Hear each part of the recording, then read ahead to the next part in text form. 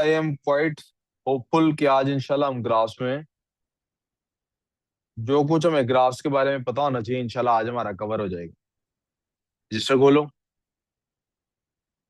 पढ़ना है ना साथ मेहनत करनी पड़ती है, रिजल्ट उसके बगैर नहीं आता। ठीक है। राहिमा कहाँ है? हेलो राहिमा, क्या हाल है, ठीक हो? वो आप आमतौर पे इधर बैठी होती है ना, आज इधर नहीं बैठी, इससे मैं पूछ रहा था किधर गई। इधर ध्यान, 100% अटेंशन जरा। रजिस्टर्स बाहर हो, उन पे काम हो रहा, रजिस्टर्स जल्दी से रजिस्टर खोल लें।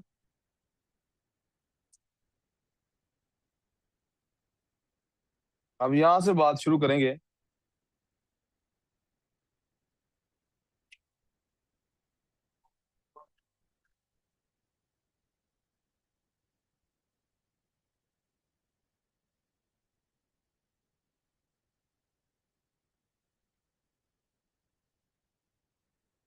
हम दो ग्रेडियंट रूल्स लिखना चाहते हैं सबसे पहले। जी बेटे। नहीं बेटे। नोट्स। पहला ग्रेडियंट रूल। ग्रेडियंट क्या होता है? स्लोप को कहते हैं। और एन ग्रेडियंट क्या होता है? स्लोप होती है। मरियम रहमान भी नहीं है आज। क्यों? पहला रूल, इफ टू लाइंस, यहां लाइन से मुराद क्या है? ग्राफ। आर पैरेलल,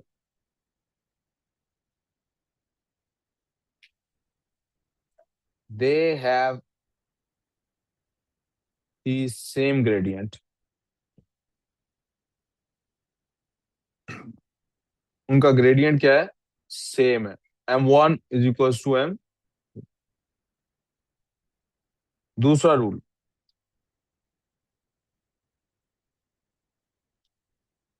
दूसरा रूल बताने से पहले हम क्या कर लेते हैं?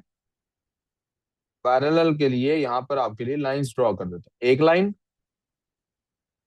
दूसरी line, this is called parallel. एक लाइन और दूसरी लाइन ये पैरेलल हो गई, ठीक है। अगर दो लाइंस पैरेलल हो तो उनकी स्लोप क्या है? सेम है। उनका ग्रेडियंट भी क्या है? ठीक है। ग्रेडियंट का एक और रूल भी होता। वालेकुम सलाम, क्या हाल है भाई, ठीक है? कहाँ लगी चोट? बच गया?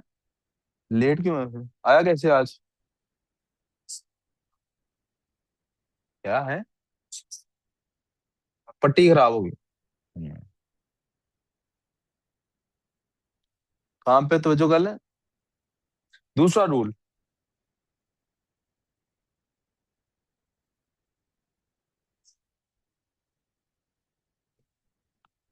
If two lines are perpendicular to each other. Perpendicular का क्या मतलब है? आपस में उनका 90 डिग्री का एंगल है। कितना एंगल है? अगर दो लाइंस परपेंडिकुलर है एक दूसरे के साथ,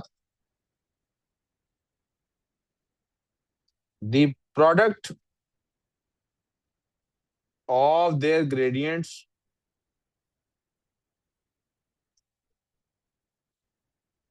इज -1। यानी कि M1 × M2 = -1। यानी अगर दो लाइंस को मल्टीप्लाई करने से, दो लाइंस के ग्रेडियंट्स को मल्टीप्लाई करने से -1 आंसर आता है, तो इसका मतलब है वो दोनों लाइनें आपस में एक दूसरे के साथ क्या है? परपेंडिकुलर है। क्या है आपस में? इसी को अगर मैंने ड्रॉ करना हो आपके सामने दो ग्रिड्स की सूरत में, तो मैं ये छोटी सी जगह पर इनको ड्रॉ करने की कोशिश कर सकता हूँ। किस तरह से? ये जनाब मैं कर रहा हूँ आपके सामने।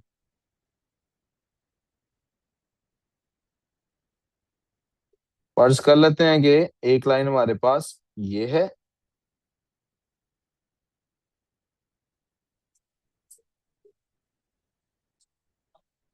तो दूसरी लाइन हमारे पास ये होगी।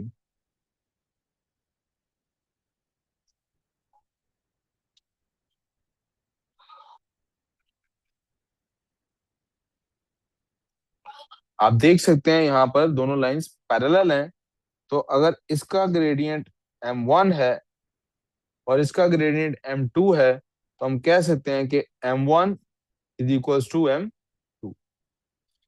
इसके बरक्स अगर दो लाइंस आपस में परपेंडिकुलर हैं, मैं चाहूंगा कि ये आप लोगों ने बनाया भी हो।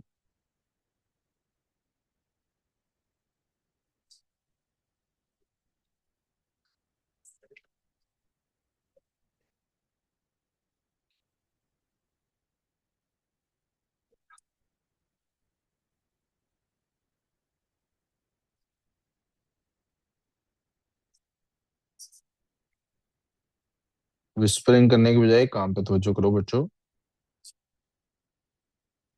अगर एक लाइन इस तरह से जा रही है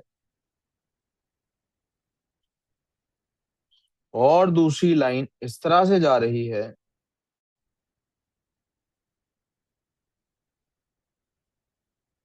तो आप देख सकते हैं कि इनके दरमियान में यहां पर जो एंगल बन रहा है बेटे,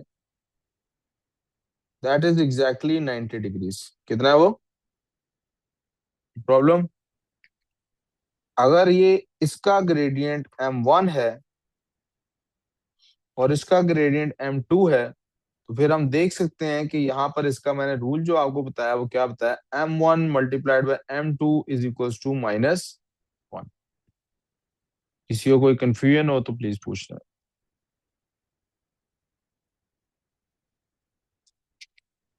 are we clear on this?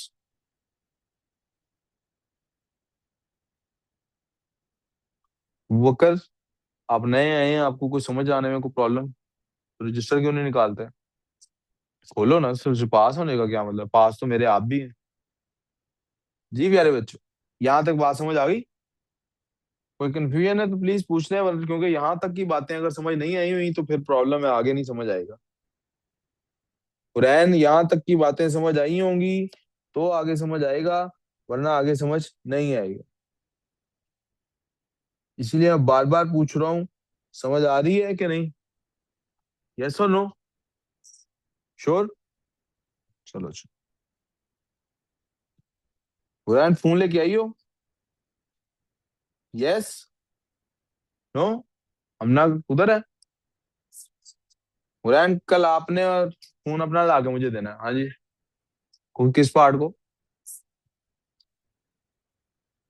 मैंने आप घर वालों से बात कर ली, उन्होंने कहा आप रख लें फोन, तो कल आपने मुझे वो ला के दे देना। मेरा दराज तनहा तनहा खाली खाली फील कर रहा है। मैं चाहता हूँ वो खाली फील ना करें। सर आप काम पे तवज्जो कर रहे हैं? लिख लिया है यहाँ तक, सॉल्व कर लिया, आगे चले। हाँ, दोबारा तो देखो ना, ये जो ग्रीन लाइन है ये भी तो एक ग्राफ है ना, जो दूसरी ग्रीन लाइन है वो भी एक ग्राफ है ना। ये दोनों रिलेटिव टू ईच अदर क्या है, इनका आपस में 90 डिग्री का एंगल बना हुआ। जो 90 डिग्री का एंगल बना हो तो इसका ग्रेडियंट क्या है पता नहीं, m1 जो है पता नहीं क्या है, m2 क्या है पता नहीं, लेकिन m1 और m2 दोनों कोई नंबर ही होंगे ना। उनको आपस में मल्टीप्लाई करेंगे, आंसर -1 आएगा। ठीक है, उनको आपस में मल्टीप्लाई करेंगे, आंसर क्या आएगा? चले मैं एक एग्जांपल ले लेता हूँ। फर्ज कर लेते हैं कि जो मेरे पास m1 है, अगर m1 इक्वल टू है 3, क्या है, तो m2 मैं फाइंड कर सकता हूँ अगर ये दोनों परपेंडिकुलर है। कैसे? m2 वो होगा जिसको m1 से मल्टीप्लाई करें तो आंसर -1 आएगा। हाँ भाई, आंसर माइनस लेने के लिए एक तो उसका साइन वन माइनस होना चाहिए, क्योंकि m1 पॉजिटिव है। क्यों रोहान? m1 पॉजिटिव है तो m2 नेगेटिव होना चाहिए ना। आप किससे मल्टीप्लाई करूंगे आंसर -1 ही आए? 1/2। 1/3। I mean 1/3।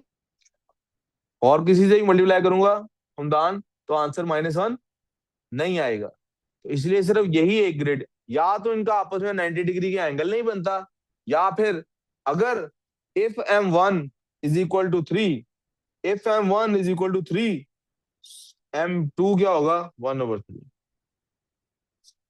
समझ आ गई बात? दोबारा बोलूं, अगर m1 जो है, कोई नंबर बोलने m1 सर, ये ग्रेडियंट है m1 का, बोलो 6।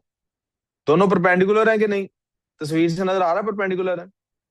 तो फिर m2 क्या होगा कि इन दोनों को मल्टीप्लाई करें, आंसर -1 आए। 6 को किससे मल्टीप्लाई करें आंसर -1 आता है? -1/, ये मुझे m2 का ग्रेडियंट ऑटोमेटिकली मिल गया,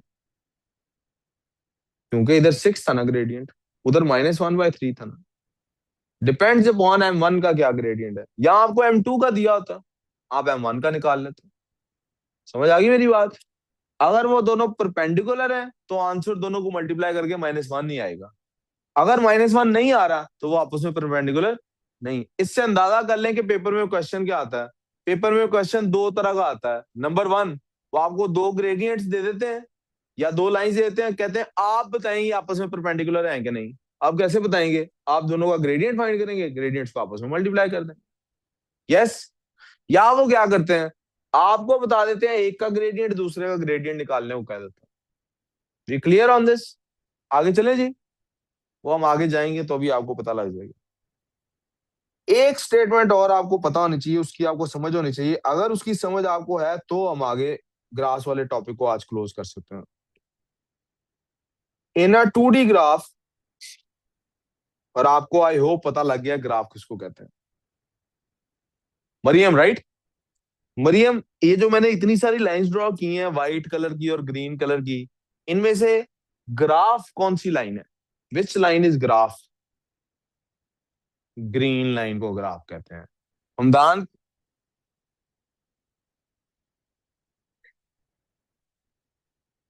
हाँ जी।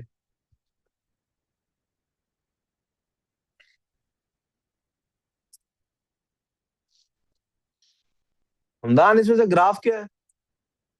क्या है ये? क्या है? एम ग्राफ है। सही। इसीलिए मेरी तरफ तो जो ग्राफ क्या है?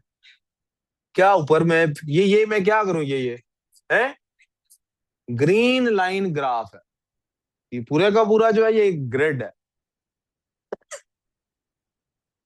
इन अ 2D graph,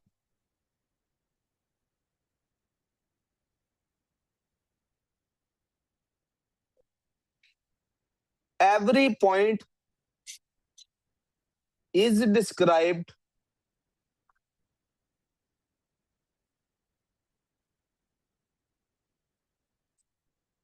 bye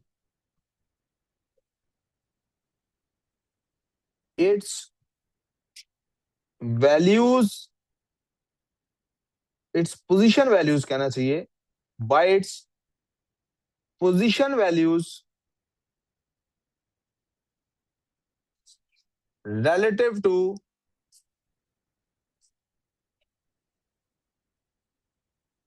x axis and y axis. They are called, और उन्हें क्या कहते हैं? कोऑर्डिनेट्स। क्या कहते हैं उन्हें? और वो कर समझ आइए, ये बात आप सबको पता होनी चाहिए। कोई भी पॉइंट है उसको आपने डिस्क्राइब करना है तो आपको क्या करना है? आपको रिलेटिव वैल्यू उसकी निकालनी है एक्स एक्सिस से, और रिलेटिव वैल्यू निकालनी है उसकी वाई एक्सिस से। तो ये पॉइंट डिस्क्राइब होगा ऐसे, ये उसके कोऑर्डिनेट्स। यस? नो? जी सर। नहीं नहीं, कोई बात नहीं। मेरे ख्याल में ये ठीक है। हाँ मेरे ख्याल में नहीं नहीं, ये तो केमिस्ट्री, आज केमिस्ट्री का ना।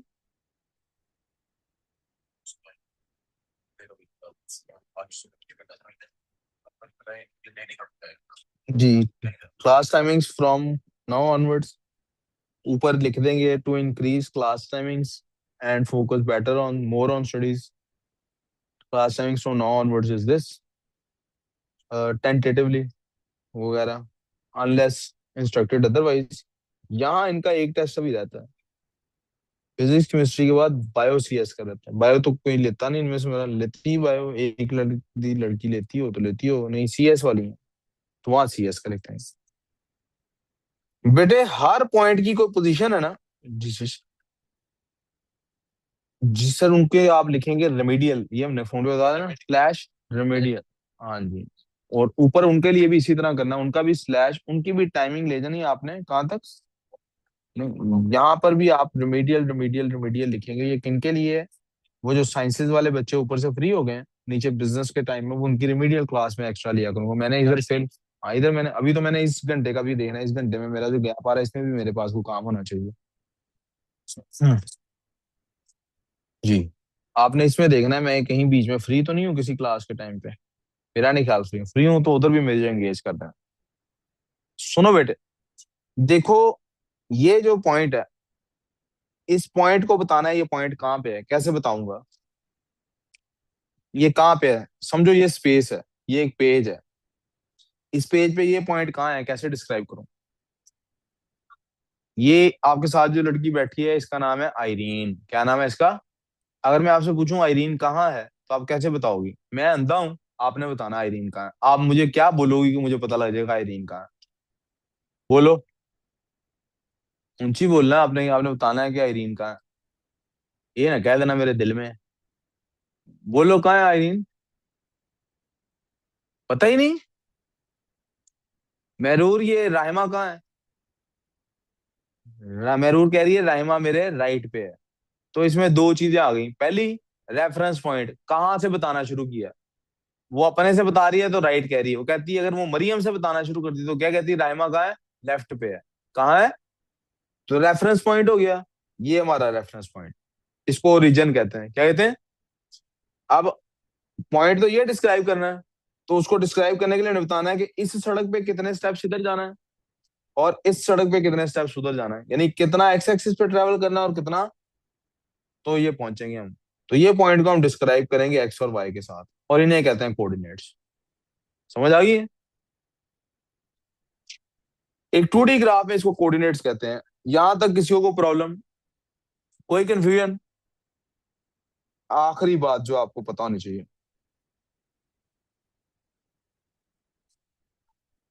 इफ अ पॉइंट, अभी तक मैं पिछला जो पढ़ाया उसकी बात कर रहा हूं, अभी मैं नया कुछ नहीं पढ़ाया, अभी उसको समराइज कर रहे हैं हम, ठीक है? If a point lies on a line,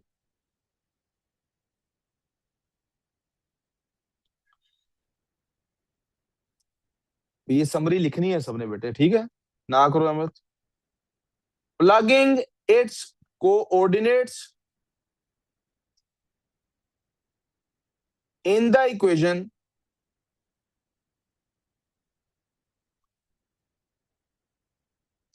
satisfies the equation। इसका क्या मतलब है? इसका मतलब है अगर कोई भी पॉइंट किसी लाइन पे पहुंचता है, तो जब आप पॉइंट्स उसमें प्लग इन करते हैं तो क्या होता है, वो इक्वेशन को सेटिस्फाई करता है। वो इक्वेशन को क्या करता है?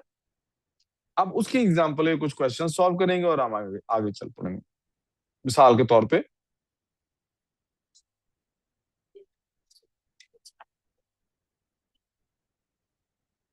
Question, check if 1 5 lies on y is equals to 2x plus 3। ये y equals to 2x plus 3 क्या है बोला? This is equation of graph. ये ग्राफ की इक्वेशन है, ये ग्राफ की, हमने चेक करना है। कैसे करेंगे? हम पॉइंट्स को प्लग इन कर देंगे। कैसे प्लग इन करेंगे? इन दोनों में से आपको पता होना चाहिए कि ये x की वैल्यू है और ये, इनको x और y की जगह पुट इन कर देना। 5 = 2 × 1 + 3। 5 = बस ठीक हो गया। कोई मसला? कोई मसला? इक्वेशन, बेटा अहमद आपका ध्यान ना काम पे कम है और आगे पीछे कहीं और ज्यादा। क्या चाहिए? पेन चाहिए? बाहर से ले आओ, हाथ वालों से ले आओ, किसी से, किसी के पास एक्स्ट्रा पेन? ऑफिस से ले आओ जाओ। Equation is satisfied, so the point lies on the line. कोई कंफ्यूजन? Are we clear? एक दूसरा तरीका भी था ये फाइंड करने का, क्या रीम? एक और तरीका क्या हो सकता है ये बात फाइंड करने का, पॉइंट लाइन पर है कि नहीं? ग्राफ ड्रॉ कर लें। ग्राफ क्या करें? ग्राफ ड्रॉ करें, उस पे देखें ये पॉइंट, उस पॉइंट को ट्रेस है, वो पॉइंट कहाँ बनता है, कोऑर्डिनेट्स कहाँ बनते हैं, हम पहले सीख चुके कोऑर्डिनेट कैसे ढूंढने होते हैं, वो देखें वो लाइन पे आ रहे हैं कि नहीं। आप मुझे बताओ ग्राफ ड्रॉ करना आसान होता है, ये काम आसान है? इसलिए हमने दोनों तरीके सीखे हैं और दोनों का आपस में रिलेशनशिप भी। अगर ग्राफ बना हुआ होता फिर ये करना चाहिए था या ग्राफ से देख लेना चाहिए था? आपको पता लगे एक काम करने के कई तरीके होते हैं, कौन सा करना है डिपेंड्स अपॉन आपके पास रिसोर्सेज कौन से अवेलेबल हैं। ब्रेड का पीस अगर आपने टोस्ट बनाना है, सेकना है, तो वो तवे पे भी सेका जा सकता है, टोस्टर पे भी सेका जा सकता है। क्या यूज करना है हमने? जो अवेलेबल है। ठीक हो गया। तवा अवेलेबल है, अब ऐसा थोड़ी करेंगे दो तवे टोस्टर की तरह आमने सामने रखे उनके दरमियान में उसको टोस्ट करने की कोशिश करेंगे, तवे पे सेक लेंगे। टोस्टर अवेलेबल है, तवे की जरूरत है। ठीक है। क्या कह रही हो बेटे? हाँ।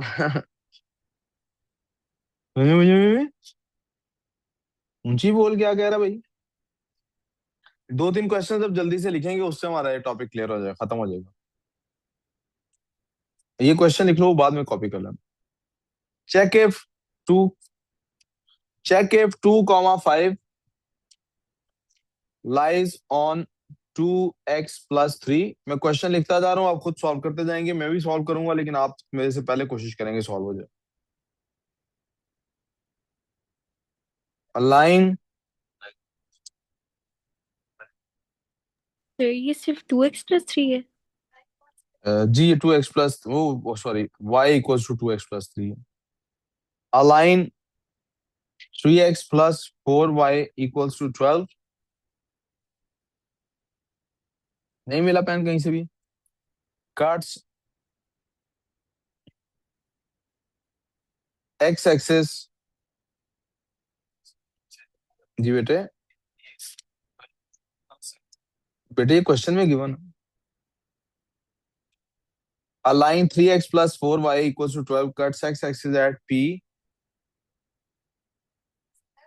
and y axis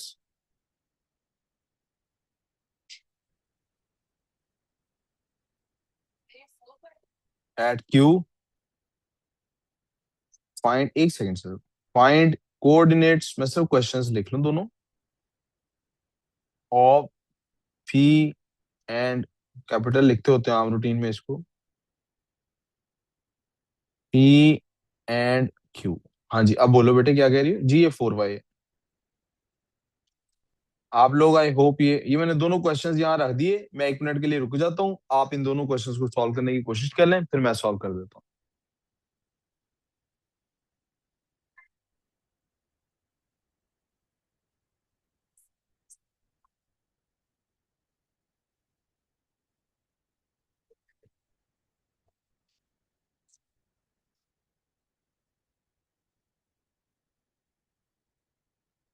green pen ठीक नजर आता है बेटे बोर्ड पे? ये मुश्किल नजर आता है?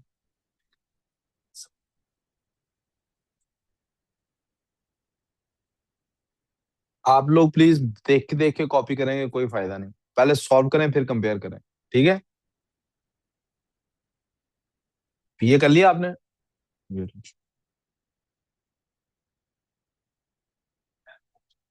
जूम इन करूं? जी ये ले मैं, जी जी बोला।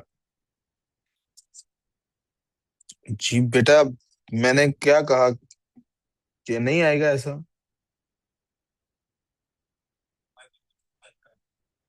तो हमने उसका क्या नतीजा निकाला था?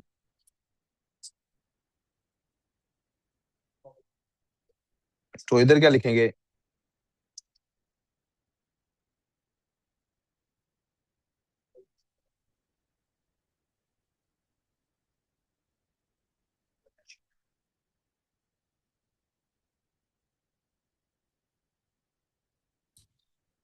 जनाब ये मैंने कर दिया।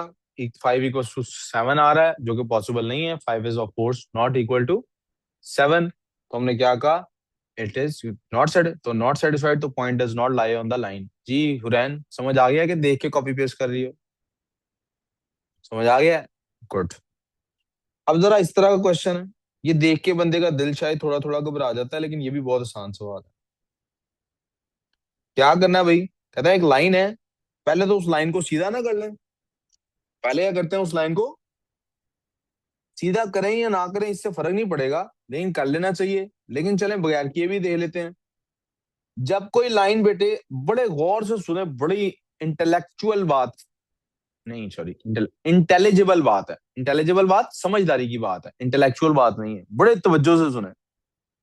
जब कोई लाइन एक्स एक्सिस को कट करती है, इसको कट करती है, तो उस पॉइंट पे, अच्छा ऐसा करते हैं, आपको ये क्वेश्चन नहीं समझ आ रहा ना, आप पता क्या करें, कि मैं पेपर में बता रहा हूं ऐसे करना। आप पता क्या करें, एक रफ ग्राफ बनाएं। क्या करें, एक लाइन है जो एक्स एक्सिस को भी कट कर रही है और वाई एक्सिस को भी, ऐसे ही है।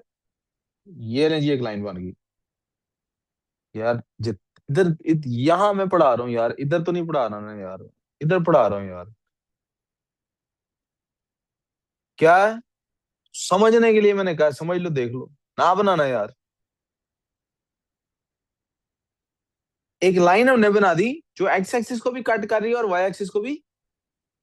उसने क्या कहा था, एक्स एक्सिस को कट करती है पी पॉइंट पे, मैं इस पॉइंट को पी समझ लूं, यस और नो। वाई एक्सिस को कट, ओहो, एक्स एक्सिस छोड़ी, ये एक्स, ये पी हो गया, और इसको क्यू कह लें। यहां तक प्रॉब्लम क्लियर सो फार।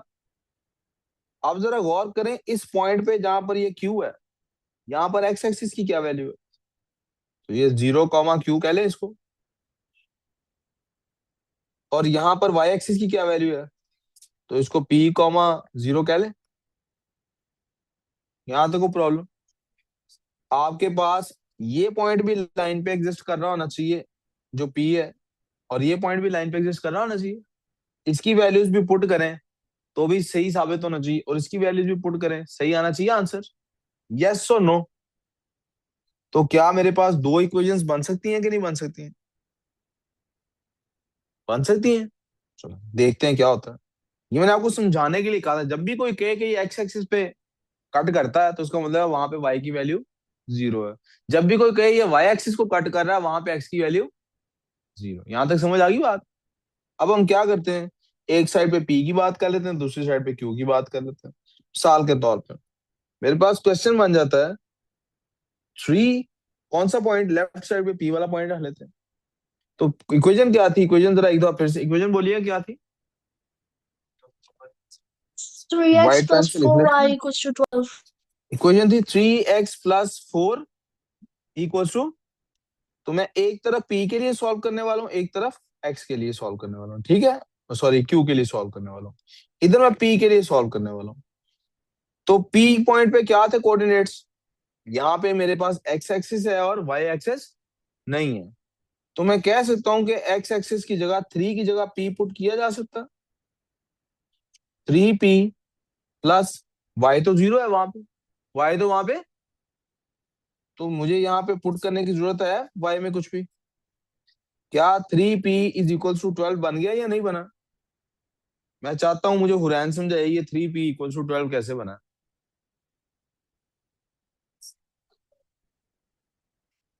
हम्म, ऊंची बोलना जरा, ताकि मेरे तक आवाज पहुंचे। इंतहाई फारग चाय पी रहा हूँ, सिर्फ इसलिए पी के साथ साथ पढ़ाई जा रहा हूँ कि मुझे आपकी आवाज है।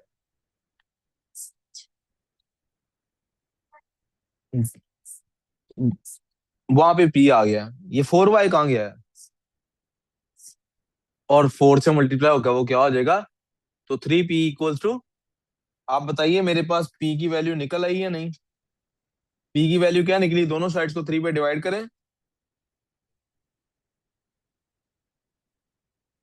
तो ये जो कोऑर्डिनेट्स हैं यहाँ पे ये क्या बनते हैं, 4, 0। अब क्या मैं q के लिए भी राइट साइड पे इसी तरह कर सकता हूँ।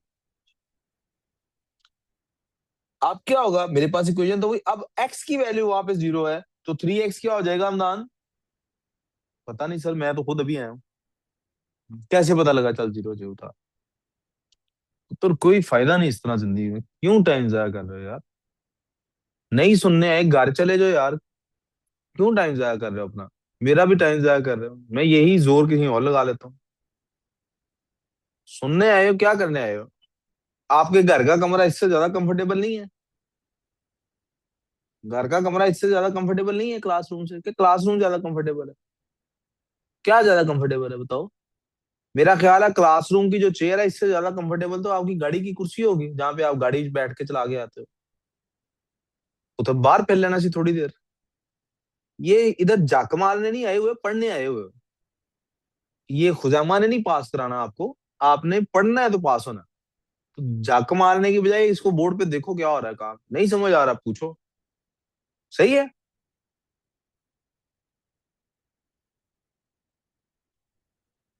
क्यू के ये कोऑर्डिनेट्स हैं, जीरो और क्यू, ये इधर अब पुट करने हैं इस इक्वेशन के अंदर, ये वाले कोऑर्डिनेट्स अब इधर पुट करने हैं।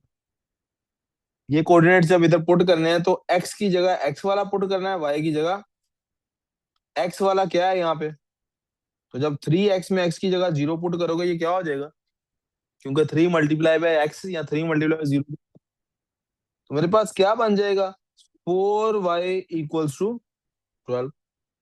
तो दोनों साइड को 4 पे डिवाइड करेंगे तो क्या हो जाएगा, y = इसका मतलब है यहाँ जो कोऑर्डिनेट्स है वो क्या है, 0,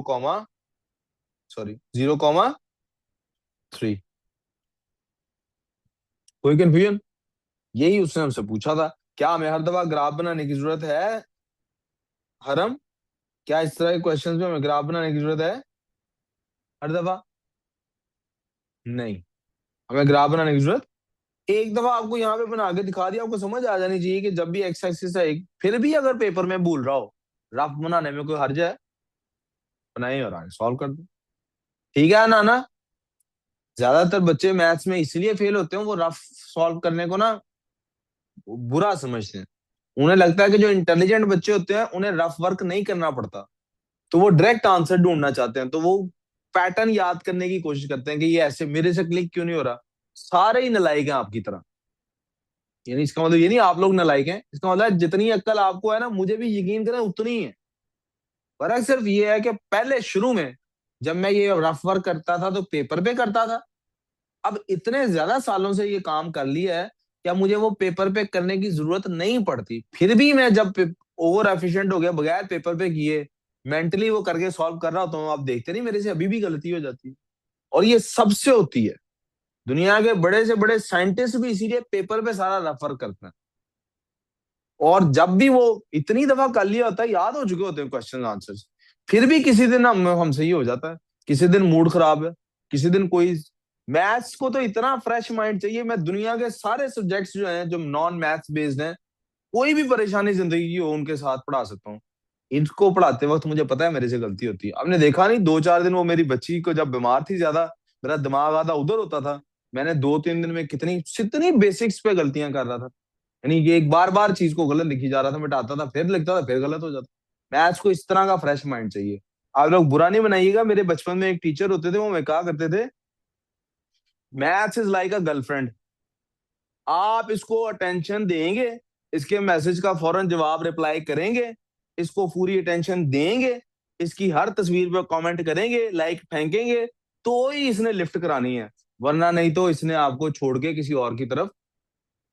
अब जी सॉरी, इस्लाम वाकई गर्लफ्रेंड की इजाजत देता है, शादी की इजाजत तो देता ना, आप शादी कर लें मैच के साथ। ईडे तुसी सियाने, इस्लाम गर्लफ्रेंड की इजाजत नहीं देता। बाकी भी बहुत चीजों से इस्लाम ने रोका हुआ है सर, बाकी भी बहुत सारी उम्र चीजों से इस्लाम ने रोका हुआ है। जी, कुछ च्युइंग में भी ऐसी होती है, वो नहीं लाउड होती। अच्छा लाउड है। हाँ, बहुत सियाने हैं। तू भाई पढ़ाई की तरफ तवज्जो करो, इधर उधर, इधर ये पढ़ाई पे तवज्जो करो, पढ़ाई। एकेडमी साफ कर रहा हूँ।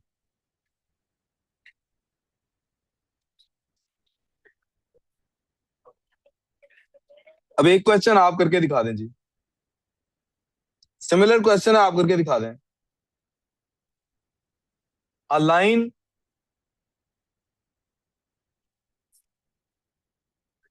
2x plus y equals to 10 cuts cuts x-axis at P, y-axis at Q. Find coordinates of P and Q, ये अब हो सकता है खुद से कि नहीं हो सकता? यस और नो? चलो शाबाश, जल्दी से कर लें मैम, इससे पहले कि आ जाएं और हम What is जी it? क्लास कर दें। Question दिखाए फिर से sir? जी ये मैंने दिखा दिया कुछ, ये लें जी।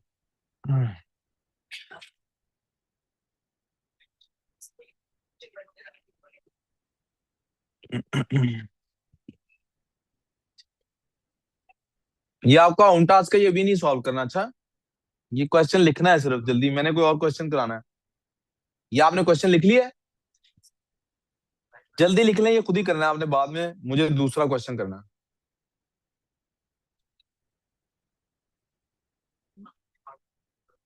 मैंने आपको ये क्वेश्चन कराना है, find the equation of perpendicular bisector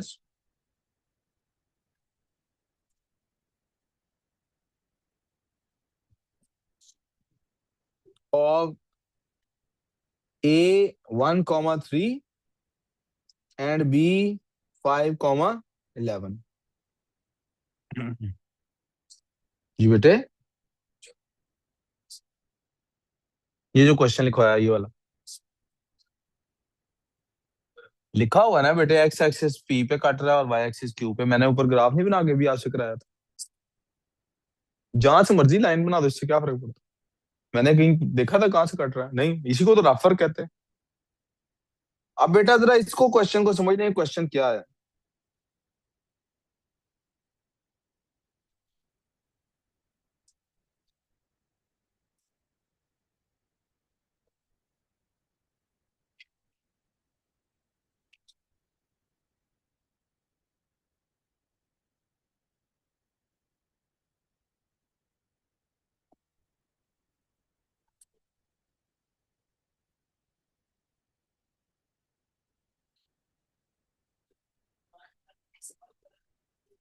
समझाऊं जी क्वेश्चन?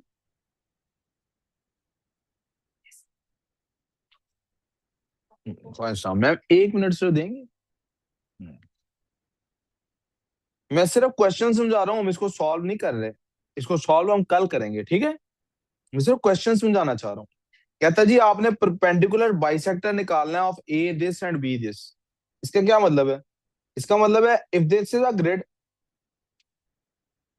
अगर ये ग्रिड है, प्लीज मुझे 100% अटेंशन चाहिए आपकी। मैंने अगला ना चैप्टर खोलना है इसमें से, इसलिए मैं क्वेश्चन नहीं सॉल्व करा रहा।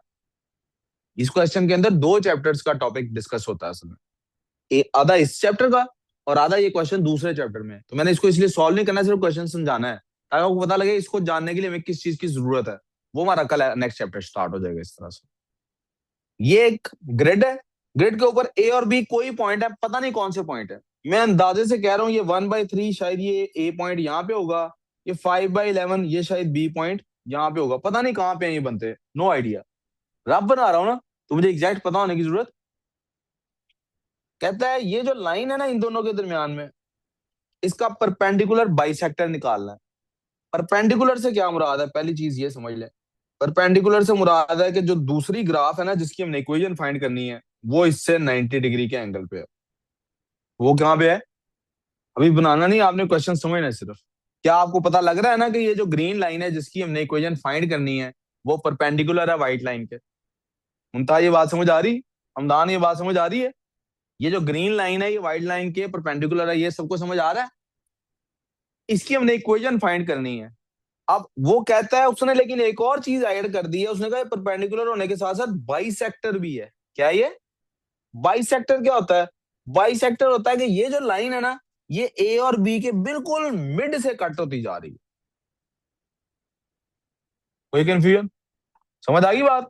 अब जब इक्वेशन फाइंड करनी होती है, तो इक्वेशन में हमें चाहिए क्या होता है? आप देखिए, हमें यहां तो चाहिए होता है y is equal to M X plus C, तो y इंटरसेप्ट चाहिए होता है। क्या इसमें y इंटरसेप्ट है? नहीं है ना। दूसरा हमें चाहिए होता है ग्रेडियंट, या ग्रेडियंट गिवन है। लेकिन हमें उसने एक एक टिप दे दी है। क्या? याद है कि इक्वेशन और भी थी, y minus y one is equal to m into x minus x one. Yes और नो? बता दिया हुआ ना उसने।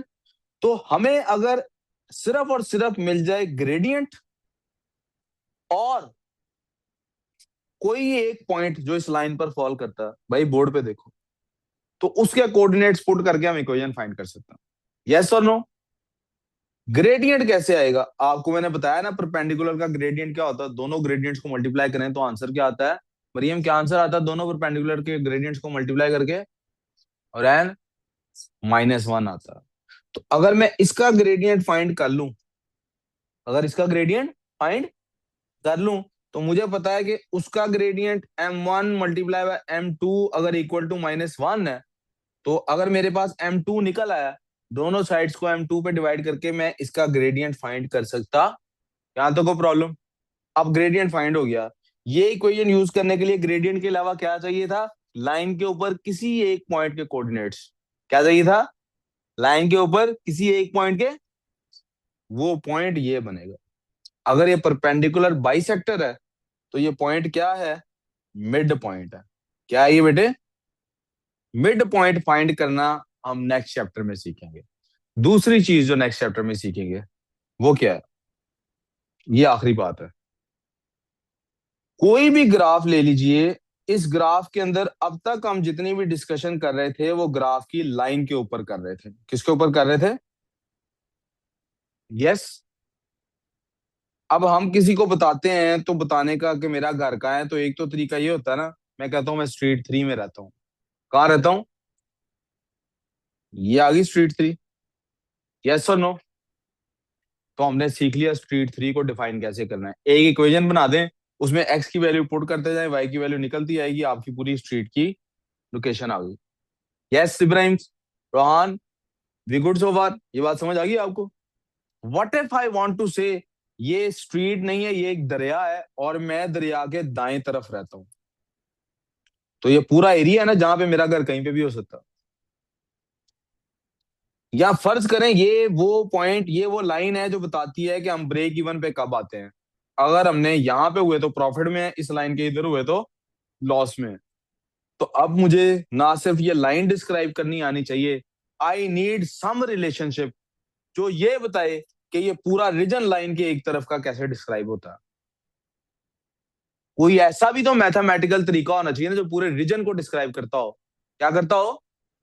पूरे उस रीजन को कैसे डिस्क्राइब करना है। मिसाल के तौर पे एक्स की वैल्यू इस पॉइंट पे जो भी है, इससे इस तरफ अगर जाऊंगा, तो ये वाली जो साइड है, वहां एक्स की वैल्यू पहले से बढ़ रही है कि कम हो रही है? बढ़ रही है ना। इसका मतलब मैंने ये वाली साइड जब भी डिस्क्राइब करना है, एक्स फर्ज करते हैं यहाँ पे एक्स की वैल्यू है 2, मैंने ये वाली साइड जब राइट हैंड साइड वाली डिस्क्राइब करनी, तो क्या करना है? X is greater than. यहाँ तो कोई प्रॉब्लम? और अगर लेफ्ट साइड डिस्क्राइब करनी तो क्या लिखूंगा? X is less than. और अगर लेस देन के साथ इक्वल टू भी डाल दूं, तो इसका मतलब ये वाली साइड भी है और ये गली भी इंक्लूडेड है इसके अंदर। You clear on this? तो यहां से हमारा नेक्स्ट चैप्टर स्टार्ट होता है। उस चैप्टर का नाम है, प्लीज मुझे नाम सिर्फ लिखवाना है आपको। मैं ये दोनों क्वेश्चंस जो मैंने छोड़े हैं सॉल्व करने के बाद आगे जाऊंगा, लेकिन नाम मैं आज ही लिखवाना चाहता हूं, दैट इज इनइक्वालिटीज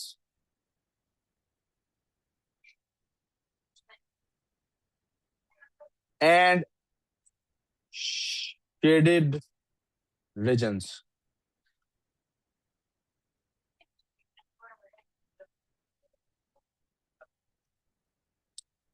ये बेटा,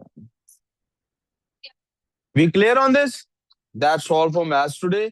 अब बायो सीएस की क्लास है, 2 मिनट का